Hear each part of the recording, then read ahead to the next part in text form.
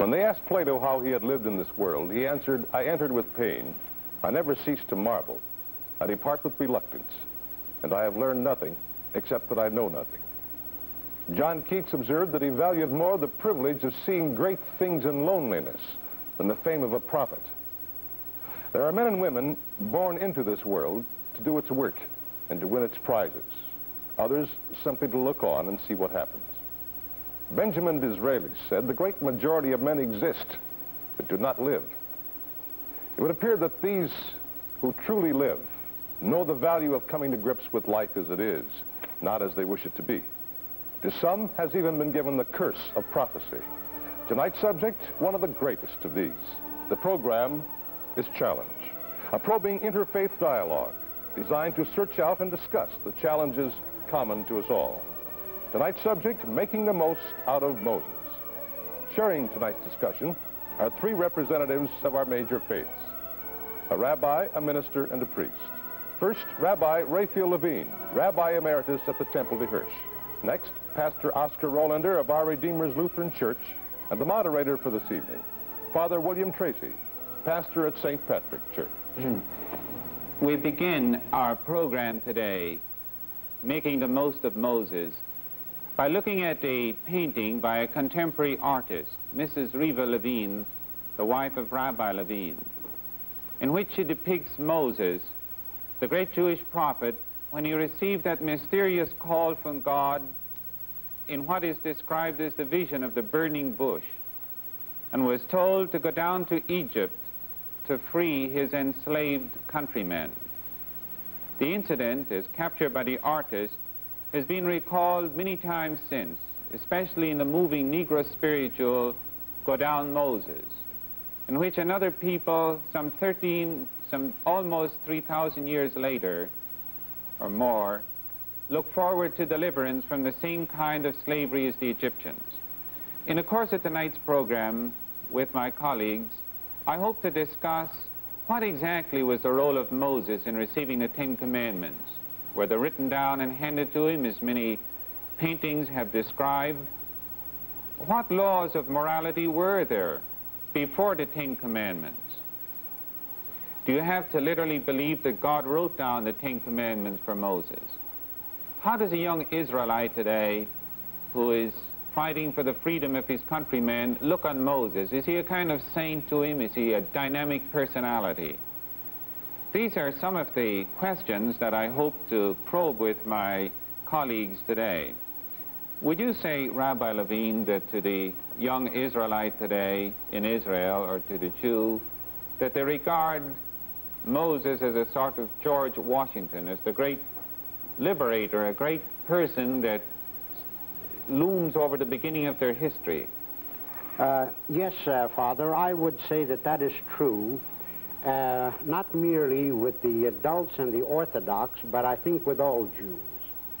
Because, as a matter of fact, he was the emancipator, the great deliverer, in a sense the father of the Jewish people, bringing them out from slavery, welding them into some kind of a national unity, giving them a reason for their existence, and giving them a goal, as we believe, to become witness to God among the nations of the world.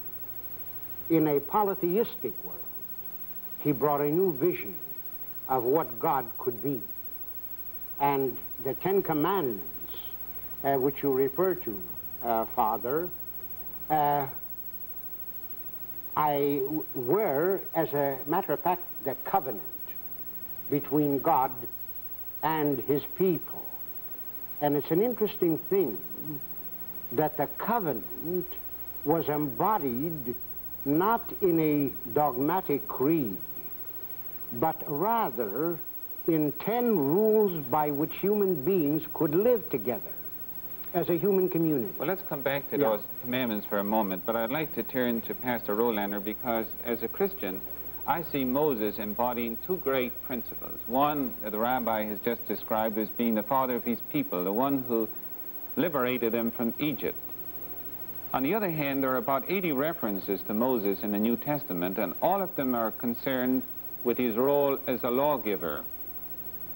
Do you think that would you care to comment on that? Well, I think this participates in something of what I was hoping I could say right at the outset of this program, namely that I think we all respond to the idea of the heroes of the faith. I think we all love to have a hero. Moses has always been a hero of the faith, both for Christians and for Jews, I think, and the very experience that he had in this beautiful picture that Mrs. Levine has painted of the burning bush is an inspiration, and always has provided an inspiration to us in that it was a spiritual experience. I don't know that the literalism of it in one way or another matters so much as the fact that here was a man who sensed that it was very real to him that God had spoken to him out of this bush which was burning and yet was not being consumed. And, you know, we've preached, I'm sure, sermons about the fact that Moses turned aside to look at this. There was this response on the part of Moses, and God spoke to him, and Moses had this very, very strong and meaningful spiritual experience. And I'm sure that you men, as I could, give occasions when God has seemed very close to us and has spoken to us in an individual way. And I think this was his experience, and I think we kind of respond to it because this happens to us as well. Well, let's come back to this question of the Ten Commandments that you were going to discuss, Rabbi. Do you remember that famous poem by Rudyard by Kipling in the night, "There are no 10 commandments east of Suez"? Isn't that how it goes? No, I don't know the poem. Well, it was a reference to the fact that in that part of the world in the 19th century there was very little of any Judeo-Christian influence. So to put Kipling's problem another way, were there any 10 commandments before the time of Moses? Oh, yes. There were commandments, not the 10, the way we have it in our Bible, but people were not uncivilized before Moses came. They had rules of life. They had rules against murder. They had rules against theft. They had rules against probably adultery and other kinds of rules.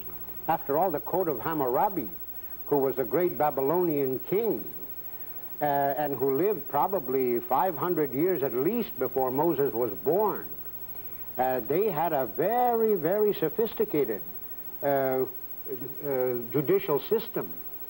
The thing that makes the 10 Commandments and the Mosaic Code, not only the 10 Commandments, but the whole Pentateuch and everything that flows from it, different from the Code of Hammurabi, is the emphasis.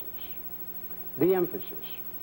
Now, Hammurabi also said he got his code from God, you know, from the god Shamash, the sun god that they worshipped. But the difference is this. Whereas the Code of Hammurabi, if you read it carefully, had some of these things, not to kill, not to steal, and that kind of thing, the emphasis was on property rights, because the Babylonians were a commercial civilization, as we've discovered when we dug up the cuneiform tablets and so forth. The Mosaic Code is a humanitarian code. The emphasis is on human relations, not on property. Property is incidental, but how people treat one another, this is the dominant motivation in the Mosaic Code. People over property in the Mosaic Code.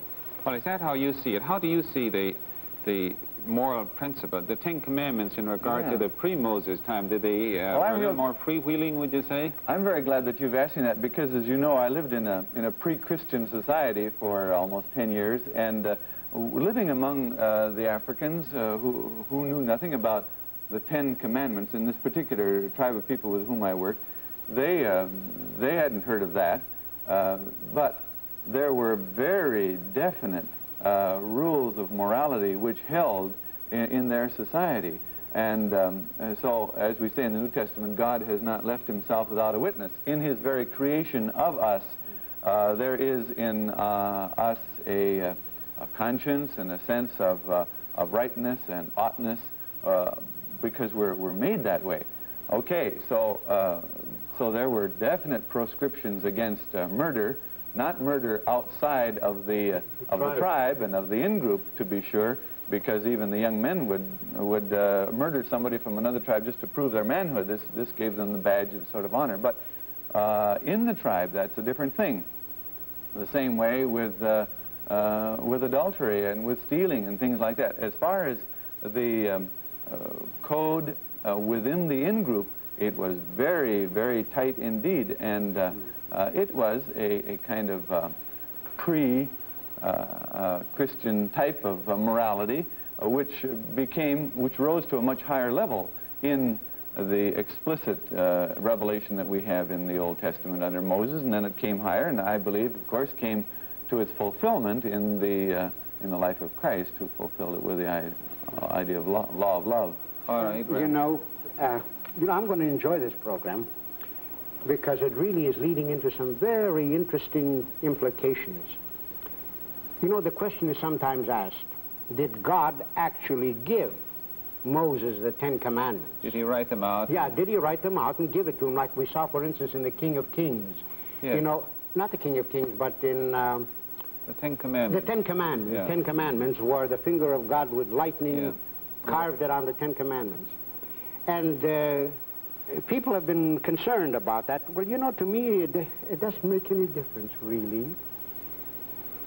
Because the 10 Commandments are basic rules of life. And as we have pointed out, they were not unique. There is many of them, not all of them, because I am the Lord thy God who brought thee out of the land of Egypt obviously was only in the biblical 10 Commandments. Or you shall have no other gods before me and make no graven images. This was unique to the 10 Commandments. But the others, you know, like thou shalt not commit murder, thou shalt not steal, thou shalt not lie and cheat and covet and so forth and so on. You know, it made me think of something very, very interesting that I think. You know that in every great religion of the world, there is a basic realization that love is the law of life, and love is God. You find the golden rule, as you know, in Buddhism. You find it in Confucianism. You find it in Lao Tzu, in Zoroaster. Now, none of these people knew or had anything to do with the Judeo-Christian heritage because they all lived, these men that I've mentioned, all lived 500 BC. So they couldn't have known Jesus. They may have heard of Moses, but I doubt it.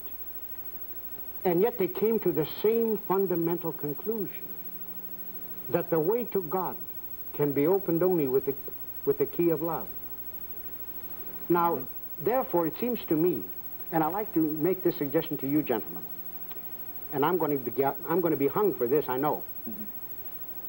I like to suggest that the 10 Commandments and thou shalt love thy neighbor as thyself are true and valid, not because either Moses or Jesus or even God said that, told him about it, but rather, and that's why, or because they're in the Bible, but they're in the Bible because they express the very fundamental insight on how human beings can live together and fulfill their human destiny. Well, I'd go along with that, Rabbi, except to qualify it on one thing. You said they're not right because God said so. God did say so, and to the extent that he created human nature this way, so finding out the laws by which they operate. Of course, of course. Well, now let me take up a question with Pastor Rolander. I was reading recently an article on Moses in which the writer said that actually God didn't speak to Moses from a burning bush, that we almost can get distracted from the significance of God speaking to Moses. But God spoke to Moses through an oppressed people, because the message at the burning bush was this: I have seen the suffering of my people. I have compassion on them. Go down and liberate my people.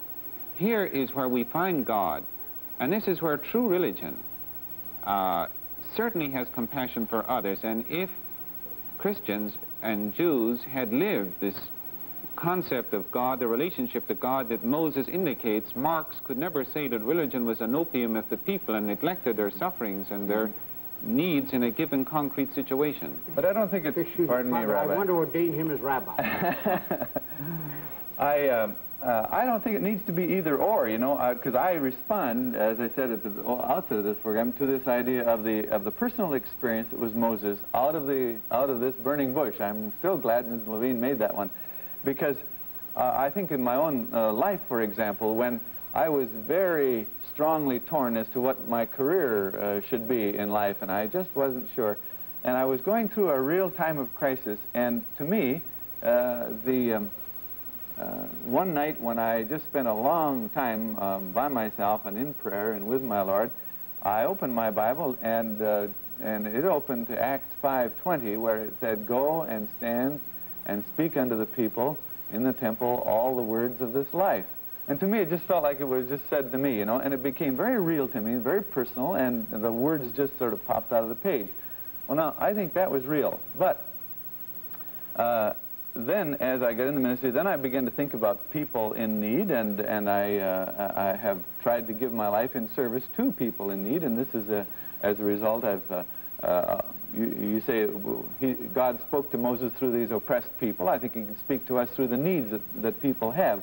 So I think it's both and, you know, rather than just a one or the other. You know, Father, that's why when you, forgive me, Pastor Roland, for butting in, but when he interpreted the burning bush in that way, I felt, my goodness, there is a rabbi in the making. And that's why I said that. But do you know, Father, you know, this thing that I made... I was going to ask about that. I see a statue behind us over here with an inscription that seems a little unusual. Could you tell us just what this is about, Yes, I'll Rabbi? tell you what it means. You know, the poet Heinrich Heine wrote a poem on Moses, and he made this comment.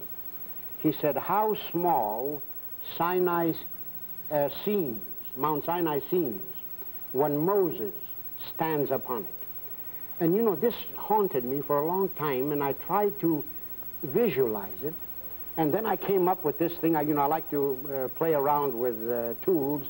I'm a bit of, you know, if I hadn't been a carpenter, I'd have been if I hadn't been a rabbi, I would have been a carpenter, because I love to play with wood and with tools. So I carved this little thing, my conception of what Heine meant. And down below I have, you know, the mountain, and then the Ten Commandments, and then Moses, the gigantic figure, leaning on the Ten Commandments. Leaning on the Ten Commandments. It's not Moses that makes Sinai seem small, but it's Moses plus the Ten Commandments that make Sinai seem small, because the Ten Commandments represent the fundamental law of life. And Sinai is merely a pedestal, and I like this. Mm-hmm. How do you think? How small Sinai seems when Moses stands upon it. It gives you the right perspective of the fact that it's not the anthropomorphisms, if we can use a fancy word, that we project into either the experience or the literalism of inscribing on the slabs of stone and so on, but that here was this revelation of God in a very special and wonderful way of what his will was for his people, much of which he had already revealed to them in other ways through his creation and through the history with which he'd worked to them up to that point. But here it now became explicit, and what a wonderful legacy, what a wonderful inheritance we have in the Ten Commandments. Well, let me ask you another question, Rabbi, since you're our source of information tonight. A few years ago, I was in Jordan, in Amman, the capital of Transjordan, and I recalled one evening sitting out with a friend in his home, looking across the Jordan towards the east at Mount Nebo. And on the side of Mount Nebo, this friend was pointing out to me he had just visited the ruins of a Greek Orthodox monastery there. But according to tradition, Moses viewed the promised land from there, but he's buried someplace, it's not known. Now, the tomb of Abraham is known, at least there's a traditional site for it. There's a place for the tomb of David there in Jerusalem, and Jacob. But it's rather interesting that there is no place for the tomb of Moses, just as in the Christian tradition, there is no, while there's the great saints have their own tombs, yet Mary, the mother of Christ, has no place where her tomb is venerated because according to a tradition her body was taken up into heaven. Now, what is the basis for the fact that there's no tomb of Moses honored any place? There is a very real basis for it in the whole concept of Judaism, in its concept of God and man's relationship to God.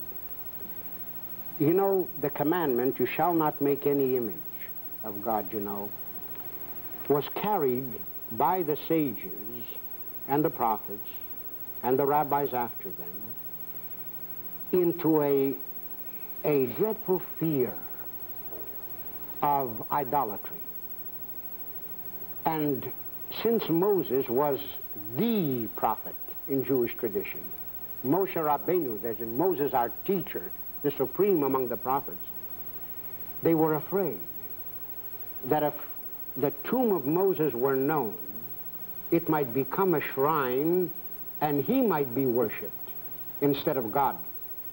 And therefore, they forbade any reference to where he was buried. Now, it doesn't mean that he went to heaven. The only man who went to heaven in the Old Testament was Elijah, when he was translated, according to the story, on a fiery chariot into heaven.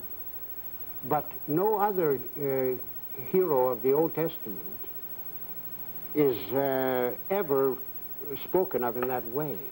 Well, that's interesting in view of, as I said, the Catholic tradition about the role of Mary. Well, now, in a few minutes we have left, Pastor Olander.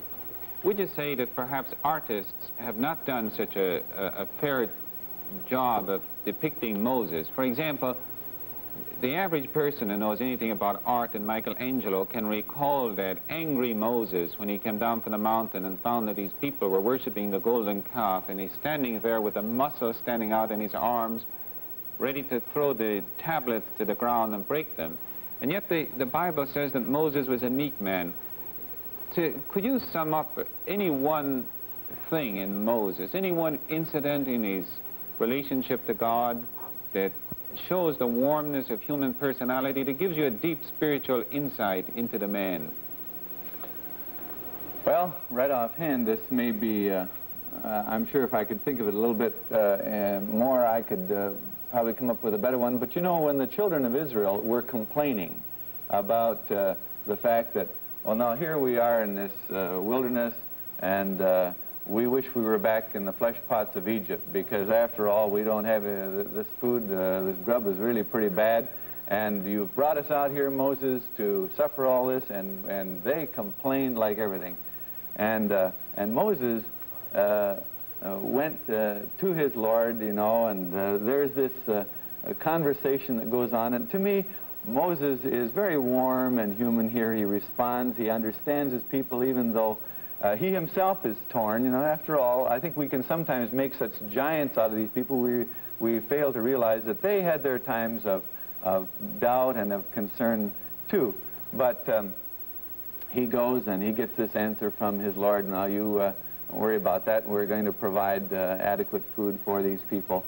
And there was this warmth in Moses. But I think the image that Moses generally gives out of having been able to lead his people away from Pharaoh, who after all was a man of such tremendous power, that Moses must have been a great, overpowering, towering figure. And I think sometimes we get a peculiar idea of these men. Would you care to give us a concluding thought on Moses? Well, I think that maybe the best one is in response to, you said about when the golden calf incident, when he took the commandments and actually shattered them. Mm-hmm.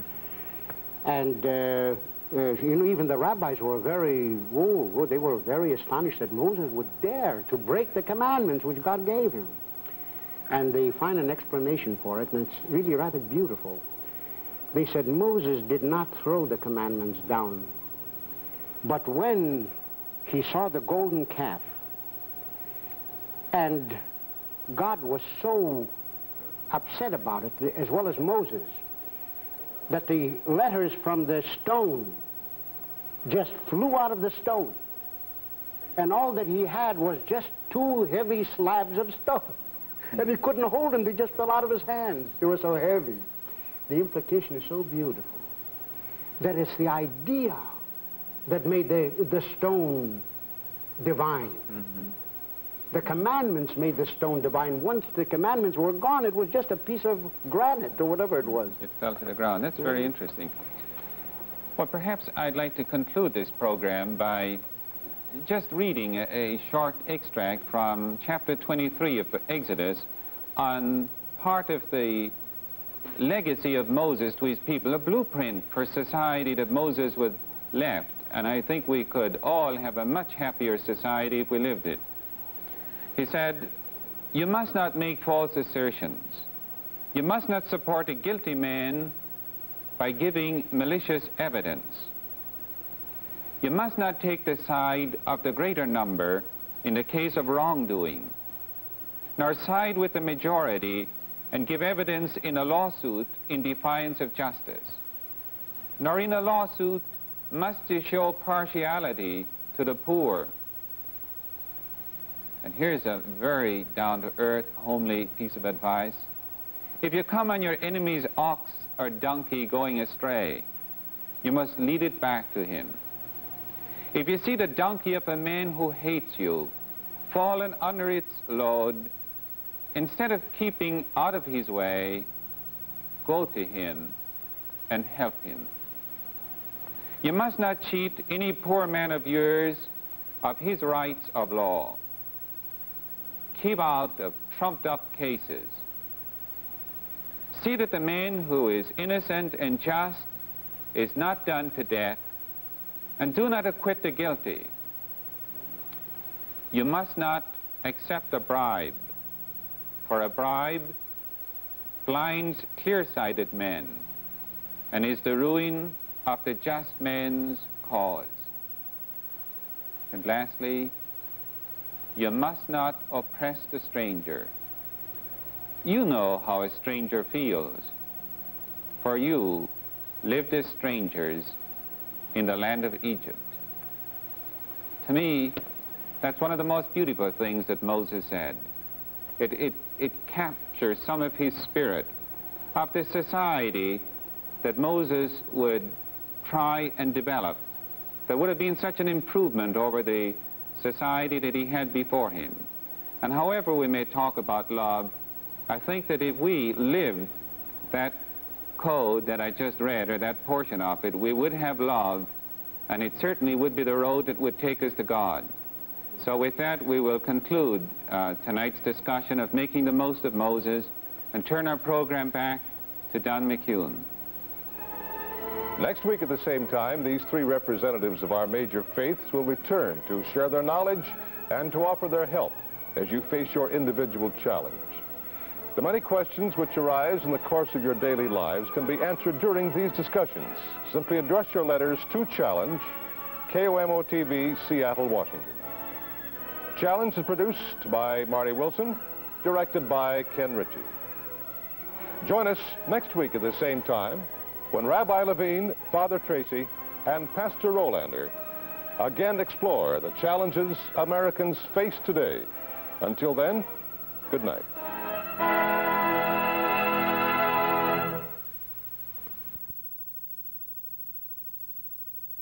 Two beloved ministers of the program Challenge that started on Como Television over 25 years ago. Here's Rabbi Levine and Father William Tracy. Hello, and thank you for joining us today. My name is Father Tracy. 25 years ago, I began as a panelist on a TV program here in Seattle called Challenge. One of the people responsible for that program, primarily, I would say, is with me today, my dear friend, Rabbi Raphael Levine. I'm going to